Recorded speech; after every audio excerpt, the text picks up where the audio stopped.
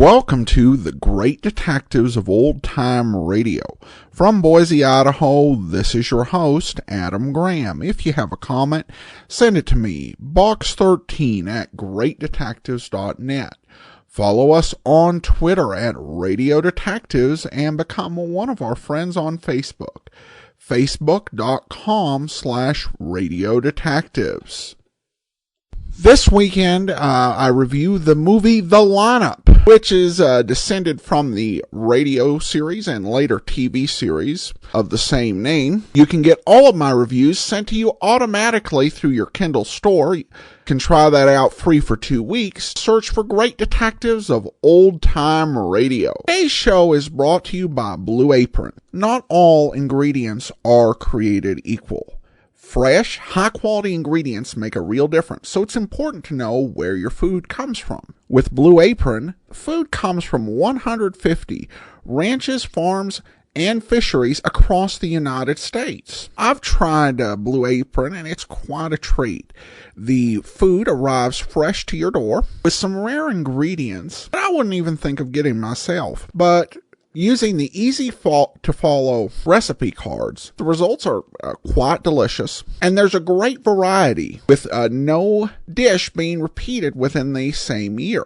You can check out this week's menu and get your first 3 meals free, with free shipping by going to blueapron.com/box13. You will love how good it feels and tastes to create incredible home-cooked meals with Blue Apron, so don't wait. That's blueapron.com/box13. Now it's time for today's episode of Dragnet, and I'll warn you in advance that this one does start abruptly, but the reason for that is explained. The original air date, February the 7th of 1952, and this one is The Big Honeymoon.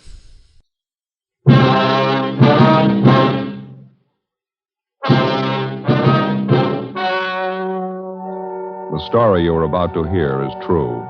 The names have been changed to protect the innocent.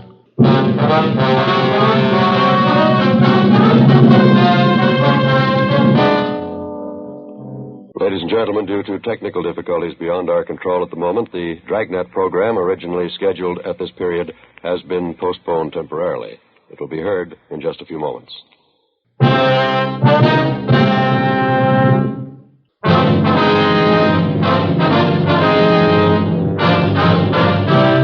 Dragnet, the documented drama of an actual crime.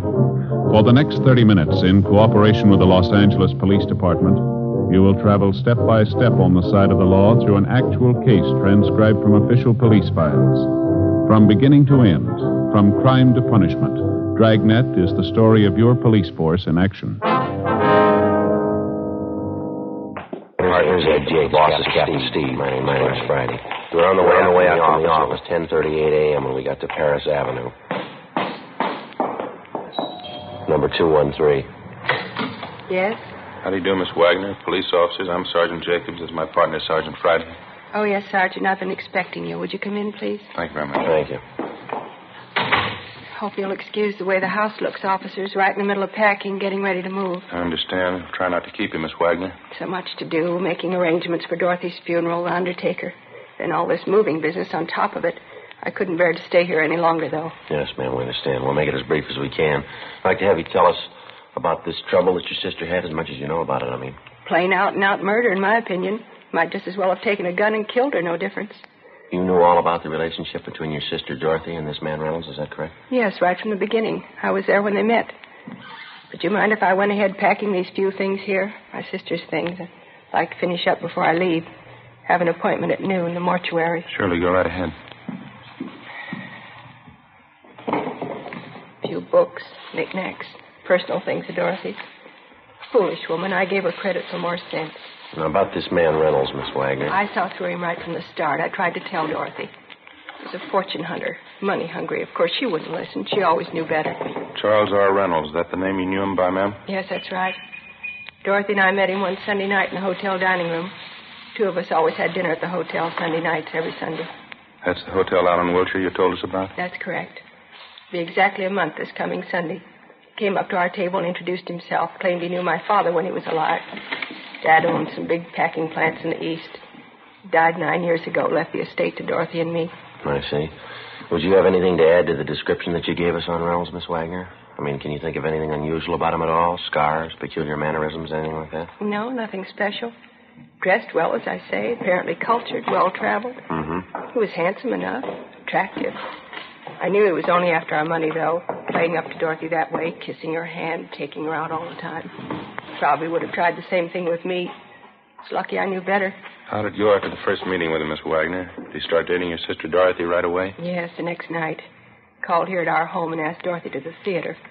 I think he was going to ask me, but he was too smart for that. I knew him for what he was. Imagine that.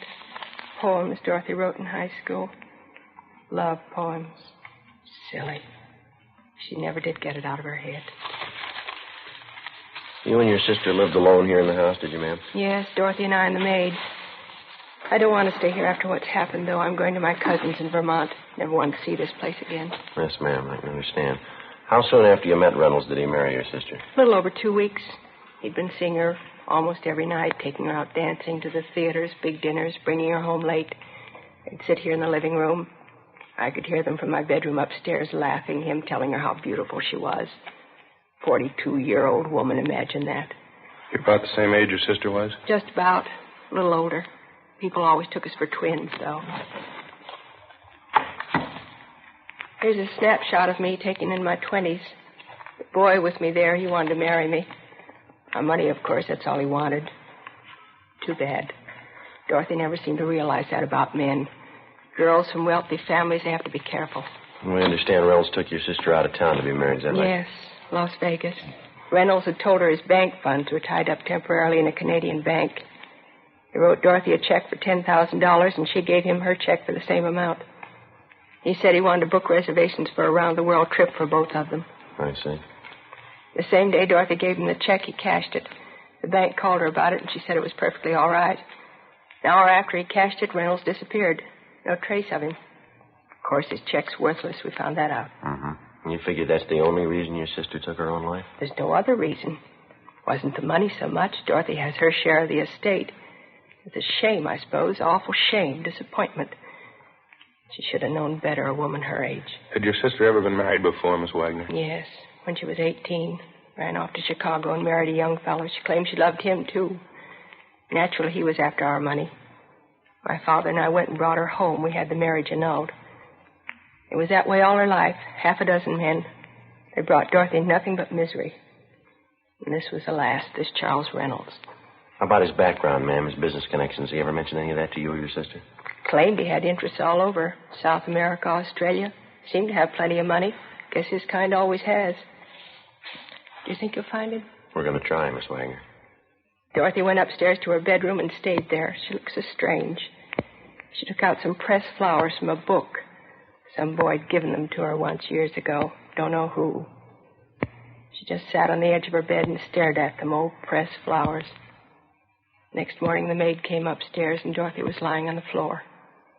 Empty bottle of pills next to her. Awful disgrace. Never happened before in our family.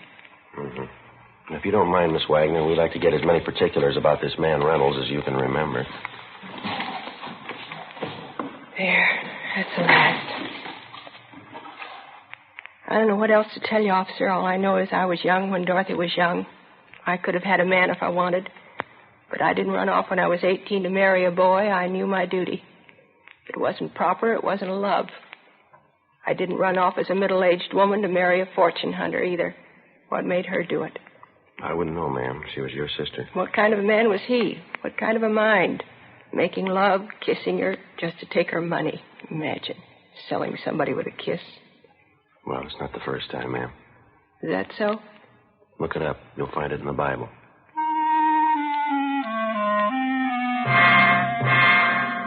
11:18 a.m. We continued to interview the victim's sister for another 40 minutes, and then we left the Wagner home, drove back to the office, and continued our investigation of the suspect, Charles R. Reynolds. As far as we were concerned, the criminal was new to us, but the crime wasn't. The marriage racket's as old as any con game on earth, and as con games go, it's one of the lowest. It trades on one of the most natural and normal instincts a man or a woman has, a desire for companionship a home, and a family. And for the sake of an easy dollar, it betrays the victim and the instinct ruthlessly, regardless of the consequences. In the case of 42-year-old heiress Dorothy Wagner, the disappointment was too much to cope with. For her, the marriage game ended in the front parlor of a mortuary on South Hoover Street. For the suspect, Charles Reynolds, it had continued to be a paying business until he was stopped. After Homicide Detail completed their investigation of the case and it was definitely determined that Dorothy Wagner took her own life, the matter was turned over to us. 11:50 a.m. We got off a request to Las Vegas asking them for all the information on the marriage, and then I contacted the stats office and asked them to make a run on the suspect for us based on his detailed description and also on his method of operation. I went back down the hall and met Ed Jacobs at the R&I counter. How you doing? Not too much luck, Joe. Forger didn't come up with anything either. Nothing on him in their files. It's not much of a start, is it? Apparently, this is the first time he's worked the town. Hornsby couldn't find anything on the name, not in the main file anyway. Mm-hmm. What do you got there? I asked John to check the correspondence file. He came up with this. Uh-huh. Out of Chicago, huh? Yeah, he came in over 3 months ago. Inquiry from their bunco detail. Suspect name right here. Frank L. Richland. Same angle, marriage racket. Hmm. Yeah, the MO's pretty close. Any description? Oh, here. What do you think? 6'1", 170 pounds, gray wavy hair, blue eyes, fair complexion. That's fairly close, could be. Mm-hmm. There's the alias list Richland uses, along with your arm. Here's one caught our eye. Reynolds. Alias George A. Reynolds, Thomas R. Reynolds, alias C.H. Reynolds, alias Charles R. Reynolds. Wants on him for forgery, bunco, grand theft. A lot of experience. How about a mugshot on this one? None attached. No L.A. contacts either. Well, we better get off a wire to Chicago PD, have them send us what they can on him. Want to prove it one way or the other by the end of the week, maybe, huh? Yeah. Copy his name down here. All right. Frank L. Richland. Correspondence number C143732. Chicago case number D-612-32. Attention, Lieutenant Smichaels. I'm just thinking, Ed. Huh? The last time anyone saw Reynolds, when was it? 10, 12 days ago? 10 days ago, yeah. September 23rd, same day he cashed the check and took a run out. Well, if he's working the city for the first time, he must figure he's had some fair luck. 10,000 on the first try, that's pretty encouraging. Yeah? If he gets the idea the town's a gold mine, he's not going to pull out stakes here. Figures. Probably trying to reach a couple other women with the same angle. Could be he's working on it now. Well, that's the problem. What do you mean? The women. Say he's been romancing 3 or 4 of them around town. He's got them all primed. Huh? How you going to warn a woman about a thief before her purse is gone? After getting off a wire to Chicago regarding the suspect, which was in addition to the broadcast and the APB we'd gotten out on him, Ed Jacobs and I continued checking out the various contacts that he'd made in the city. We checked stores where he shopped, banks where he allegedly did business, restaurants and hotels which he reportedly patronized. It took 3 days of dull, steady legwork. You can say it much faster than you can do it. All of the bank references, without exception, were falsified. Where he made purchases, it was strictly cash dealing. The same for the restaurants he'd frequented. Besides meager descriptions of the man, the restaurant employees weren't able to help us much. At one of the 2 hotels, where we learned he was a guest for a full month, we finally netted half a lead. One of the bellboys told us that the man known as Charles Reynolds seemed to be pretty friendly with the head waiter in the hotel dining room, a Henry Kingsbury. We located Kingsbury in the dining room in mid-afternoon, directing arrangements for a large private party to be held that night. Across the dance floor, the orchestra was on the bandstand rehearsing, the musicians in their shirt sleeves. Kingsbury was reserved and not too cooperative. Yes, I was acquainted with Mr. Reynolds, no more than the other guests, though. That's not the way we get it, Mr. Kingsbury. We hear you were pretty friendly with him. Only as far as my job goes. That's my business, making people feel at home, making them comfortable. We understand Reynolds was a pretty heavy tipper, is that right? He always took good care of me and the boys, the waiters. He was very generous. Did he expect anything special in return for the tips that he gave you? I don't think I understand. Oh, I think you do. How about it? Well, he was always very good to us, all of us. I could hardly refuse. Refuse what? When he first moved into the hotel, he became friendly with me, introduced himself, gave me a good tip in advance to take care of him. First few nights here, he spent at the cocktail bar, meeting people, buying a few drinks, getting acquainted. Third or fourth night, that's when he asked me. Yeah? He said when some prominent women came into the dining room, wealthy women, would I point them out to him? Single women, of course. I couldn't see any harm in it. He put a $20 bill in my hand. I said, yes, I would. After all, we have to look out for ourselves. Did he expect anything else for those tips? I don't know. I don't think it would be right if I told you. You know, while we're here, Mr. Kingsbury, we leveled with him. We expect you to do the same with us. Well, there was the two Wagner sisters. They came here every Sunday night for dinner, regular routine for them. Yeah? Mr. Reynolds was at the bar. He asked who they were, and I told him. He seemed impressed. He asked me to help with an introduction to them, and I did. Next afternoon, he came to me again. He said he was taking one of the Wagner sisters to dinner that night. It was important to him. He gave me another big tip. Said he wanted us to roll out the red carpet for him that night. Mm-hmm. What'd that consist of? Well, special consideration, the best treatment in the house, you know. I was to act as if I'd known him for years. Well, it was a good tip. I did what he asked. As I say, we have to look out for ourselves. This happened more than once, did it? 2 or 3 times, yeah. Miss Wagner, Dorothy Wagner, she seemed impressed. At the time, I didn't think anything was wrong with it. You actually didn't know Reynolds, is that right? You'd never seen him before? Well, I suppose, yes. I only found out later, though, reading the papers. I mean, what really happened. I didn't know what he was at the time. You couldn't see what Reynolds was up to? You didn't know what he was doing? No, naturally not. He was a good tipper. That's all I know. It was the money. We have to look out for ourselves. Yeah. I felt sorry about Miss Wagner. I went to the funeral. They couldn't say I'm to blame, could they? What happened, I mean? It's not on my conscience. You wouldn't say so, would you? She's dead, mister. You figure it. Thursday, October 13th. The investigation continued. Still no sign of the suspect.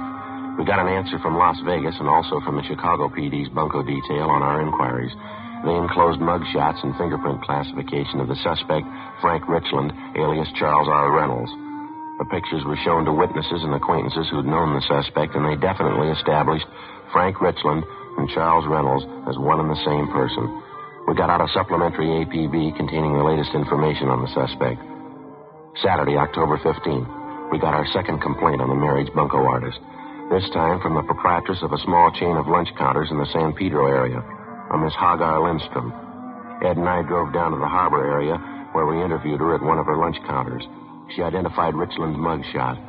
Her story of the marriage swindle matched closely with that of the previous victim, Dorothy Wagner. Yeah, he was a fine gentleman, Mr. Jan Richland. I don't know what happened. I don't know what to say. He told you he was from England, Miss Lindstrom, is that right? Yeah, he talked like Englishman. He could speak good English, like from London or someplace.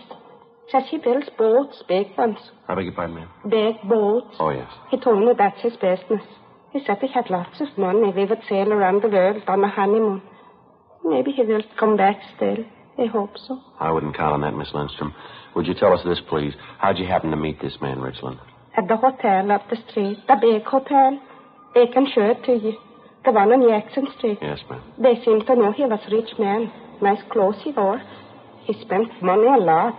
When we got married, we spent lots of money. Where were you married, ma'am? We went down to Mexico. One weekend we went down there and we got married. It was romantic. Very nice. Even Lars liked it. Who's that, ma'am? Lars. That's him down the counter there. Lars, no brother. Oh, well, your brother went along with you when you got married, is that right? Lars and I go every place together. I don't do anything without Lars. Mr. Richland was nice about it. He doesn't seem to mind Lars. Just a minute, they call him. Lars? Huh? Lars? Lars and I run the business together. The soda fountains we have. It's a long time. We have worked at it. Hard work. Yes, ma'am, guess so. We make good living. Not easy, though. That's why it was so bad. Mr. Richland, $3,000 he took. Ja, Hagar. These are the police, Lars. They want to know about Mr. Richland. How do you do? How are you, sir? Yeah, he was no good. When they find him, they hit him. Now, the $3,000 he got from you, ma'am, how did that work? I mean, did you give him the money, lend it to him? Just what was it? When we came back from Mexico from being married, Mr. Richland and me and Lars, he said he was waiting for money from his bank in New York. Mr. Richland said that. He wrote me a check for $3,000. I gave him our check for $3,000. Even Lars thought it was all right. Didn't you, Lars? Yeah, he was crazy. His check was no good. He beat him up, he punched him good. That's quite a bit of money, Miss Lindstrom. What kind of a story did he give you? He would buy the tickets for a honeymoon trip. That's what he said. A long trip together. Romantic. Mr. Richland and me and Lars. He didn't mind Lars coming along either. Did he, Lars? No, he didn't mind. Now, this Richland disappeared right after he cashed your check, is that Yes, right? sir. He got the money and he was gone. 6 days ago, we never hurt him. I don't know why he did this to us. I thought he loved me. I thought he was my husband. We haven't seen or heard anything of him since he disappeared? Not me nor Lars. But maybe we know. That's why we call you officers. Yes, ma'am? We have this friend downtown, M. Svensson. He met Mr. Richland once when he was here. Svensson called Lars on the telephone. He said he saw Mr. Richland downtown, going into the hotel. Are you sure it was Richland? Yeah, he said he thought so. How long ago did he see him? Last night. We got on the phone right away and talked to the friend of the Lindstroms, James Swenson. He gave us the name and location of the downtown hotel where he thought he'd seen the suspect, Richland, the night before. Ed called the hotel and checked with the desk clerk. Yeah, that's right. Fairly tall, wavy gray hair, fair complexion. Might be registered as John Richland. That's right. Okay, we'll check with you later. Bye. Any luck? Guy registered as Harold Richland. Descriptions match. You still there? Checked out this morning.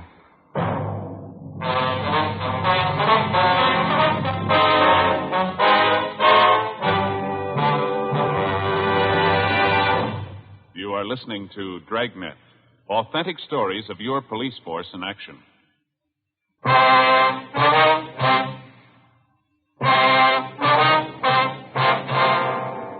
Saturday, October 15th, 2:30 p.m. Ed Jacobs and I drove back downtown to the hotel where the bunco suspect, Richland, supposedly had been staying. The desk clerk definitely identified his mugshot and told us that the man registered as Harold Richland had checked out a few minutes before 9 a.m. that morning. No forwarding address. We examined the room he'd been staying in, talked to the residents and the employees of the hotel, but we failed to come up with a single lead as to the suspect's whereabouts. During the week that followed, we received 3 different kickbacks on the all points we'd gotten out on Richland. We checked each one of them out, but they failed to materialize into anything. We stayed on it. October 19th, Wednesday, 7:50 a.m. Morning. Hi. What's doing? Charlie Frost called from forgery. Went over to talk to him and came up with something on the Richland thing. Yeah, what's that? Picked up a woman last night, name of Helen Stokes. Got a good-sized record, checks, bunco records. Yeah. Got her this time on a check beef. She wrote one for $3,500. Yeah, well, how's it tie in with us? Check was made out to Harold Richland. 8:15 a.m. We signed out, drove over to the main jail, and had the forgery suspect, Helen Stokes, brought to one of the interrogation rooms. She was a dark-haired, fairly attractive woman in her early 30s. As a bunco artist, she apparently knew her trade pretty well. She was relaxed and talkative. She told us Richland had introduced himself to her at a Palm Springs resort the week before. When did the business of the check come up? As soon as we got back in town, he gave me the story his money was in a New York bank. I played along with the gag. He wrote me a piece of wallpaper for $3,500. I did the same for him. What's the difference? Nobody hurt. Both checks, solid rubber. Maybe you forget, ma'am. There's a law against it. It's only a gag. I told you that. I would have loved to have seen his face when he found out the check was a phony. You don't think they're going to push the charge against me, do you? No, we've already told you, miss. You wrote a bad one. There's a law against it. I was only stringing him along. I knew his check was a phony, too. I didn't have anything to gain. Look, suppose I help you find him. Will you give me a hand on this? See I get a break? We can't make any promises. You cooperate, help us find Richland. Will be taken into consideration. All right, you're on. You can tell Loverboy I tipped you. You know where Richland is now? I can come close to it. How do you mean? I know where he'll be next week. On further questioning, Helen Stokes told us that on one occasion while she was at Palm Springs with Richland, she prowled his hotel room, went through his personal effects, and read his correspondence. She told us that she read one letter from a friend of Richland's inviting him for a visit the week of October 31st. She also noted Richland's answer accepting the invitation. She said the friend's name was Maurice Archer, and that the letter came from an Ocean Boulevard address in the beach town of Venice. We went back to the office, ran Archer's name through R&I, and found out that he had a previous criminal record of petty theft and grand theft. We located him at an Ocean Boulevard address and brought him in for interrogation. If there was any trouble, he wanted no part of it. After talking to him only a few minutes, he broke down and told us where we could find Richland, an address out near the end of Melrose Avenue. It was an apartment court. The suspect was registered in one of the rear cottages under the name of Reynolds. He wasn't at home. Ed and I went on stakeout inside the cottage. We waited. 6:30 p.m. Somebody coming in? Yeah. Hold it right there, Mr. Police Officers. What's this? Hands out in the open. Come on up. I don't understand this. Want to shake him down in? Yeah. All right, he's clean. Look, I don't know what you want, officers, but this is a mistake. Your name Charles Reynolds? Reynolds? No, my name's Richland. That'll do. Let's go. No. Just a minute, please. What am I accused of? Who's accusing me? Last pigeon you had lined up. She wanted us to tell you. Helen Stokes. Stokes. Phony dame. You can't believe her, officer. She's phony. She's nothing but a con artist. It's a good reason to believe her. What? Takes one to know one. 7:05 p.m. After checking through the cottage, Ed and I drove Richland downtown and took him to the interrogation room. He'd admit nothing. We called Miss Wagner, the sister of his first victim, and she was still in town. She agreed to come down to the office to confront the suspect. So did the second victim, Hagar Lindstrom, and her brother, Lars.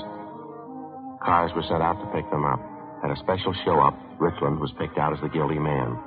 We took him back to the interrogation room.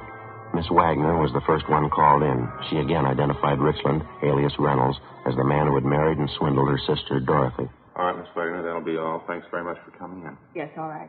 Thank you. Look, I don't know that woman. I'm not trying to be stubborn, but I'm afraid you're wrong. I'm not the man you want. Lindstrom's are outside, Joe, waiting. All right, bring him in. Miss Lindstrom, Mr. Lindstrom, come in, please.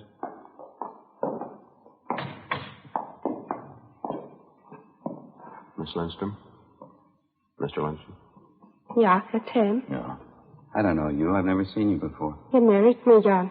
You wanted to be my husband. You said that. Why did you want to hurt me? Sorry, I don't know her. You said for you and me and Lars to go on the boat, honeymoon around the world. You and me and Lars, you said all those things.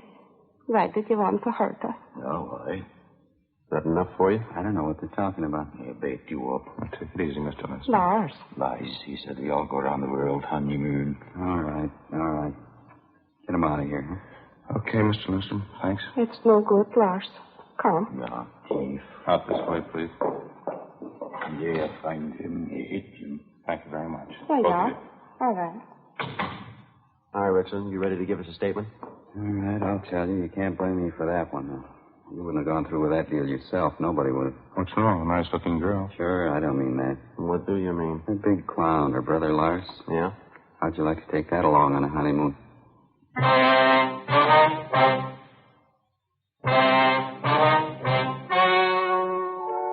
The story you have just heard was true. The names were changed to protect the innocent. On January 14th, trial was held in Superior Court, Department 88, City and County of Los Angeles, State of California. In a moment, the results of that trial.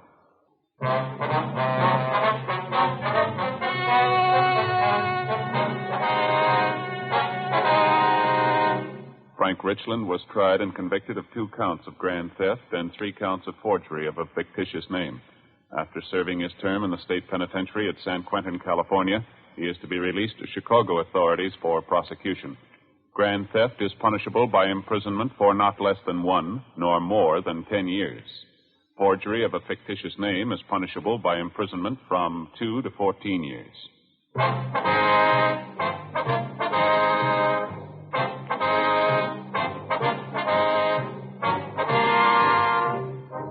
You have just heard Dragnet, a series of authentic cases from official files. Technical advice comes from the Office of Chief of Police W.H. Parker, Los Angeles Police Department. Heard tonight were Barney Phillips and Virginia Gregg. Script by Jim Moser. Music by Walter Schumann. Hal Gibney speaking. February 18th, hear the Gala City Service Silver Radio Jubilee on NBC.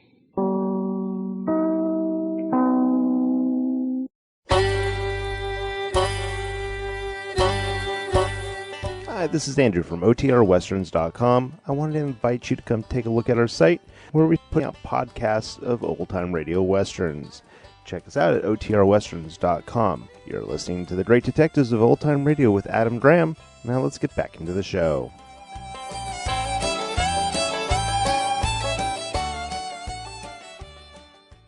Welcome back. If there's one consistent theme that you can pick out from Dragnet, in this 1950s series in particular, it's the unexpected consequence of selfish and thoughtless action. Or plain dishonesty. The example of that one waiter who introduced the woman who ended up committing suicide to this bunco artist is a good example of that. I also do have to say that this includes one of the more ironic ways that a crook was captured. That he was working a con and the woman he was working a con on was working a con. And if this were a movie, it would have been okay that she wrote a con man a bad check, knowing that he was a con man and she was, and they were both giving each other worthless checks. But this is based more on reality. And as for the closing excuse, that is a reason for him not to marry the girl with a little too close relationship to the brother. But that's not a reason to run out on her after getting married. But I guess in his mind it was. It's like, hey, I would never go through that anyway, so it's okay. Bill tweets in, Adam, keep up the great work. Love your stuff. Thank you, Bill. I did have one thing to say before I go, and that is that I've started a new mini-series over at the Amazing World of Radio at amazing.greatdetectives.net. It's going to be a 6 or perhaps 7-week series, but I'm thinking 6 at this point. Examining old-time radio that covers the life of Alexander Hamilton. I decided to try this out for a couple of reasons, mainly having to do with the recent musical, which has created a lot of interest. I think it's interesting to compare what they said and portrayed about Alexander Hamilton back in the golden age of radio, as compared to today. Also, I thought is a great opportunity to maybe get the new generations interested in old-time radio. I think that the audience of Hamilton, because unless you're in New York and you, or Chicago, you haven't been able to see the whole thing in person. And so people have sat down and they've listened to the whole soundtrack, which contains the entire play, on their iPods and CD players. Okay, that's probably not younger generation, but they're already kind of tried a little bit of audio drama, so I'm hoping it gets some folks interested. So if you'd like to check it out, it's playing on the Amazing World of Radio podcast at amazing.greatdetectives.net.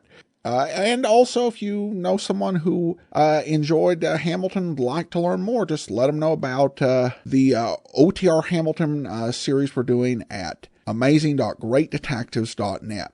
All right, that will do it for today. Join us back here Monday for Night Beat, and next Saturday it's another episode of Dragnet. In the meantime, send your comments to box13 at greatdetectives.net. Follow us on Twitter at Radio Detectives and become one